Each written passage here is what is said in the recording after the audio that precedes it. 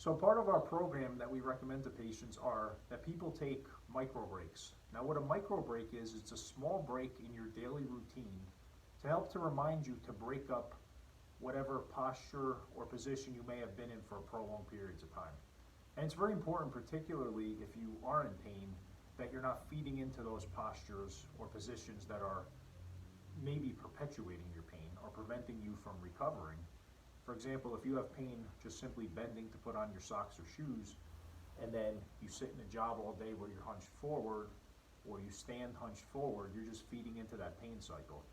So if you have a job that you sit all day, you want to do micro breaks where you're getting up from sitting or sitting differently to break up being in that position for hours and hours on end. In addition, a micro break is very important because it's an opportunity to increase your daily physical activity.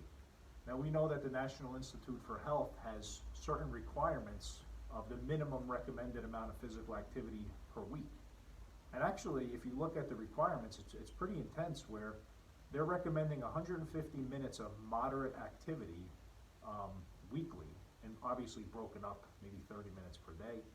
But they define moderate intensity as you're out of breath, you could speak, but you shouldn't be able to sing a song. Or they recommend 75 minutes per week of vigorous activity where you're barely able to speak.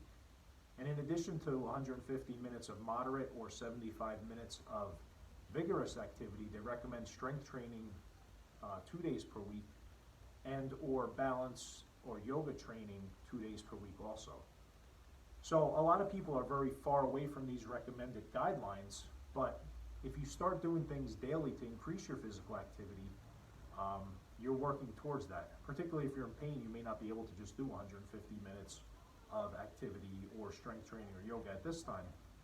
But the micro breaks acts as a starting point to increase your activity. And as you can see in the upcoming videos, we have suggestions on what you could exactly do.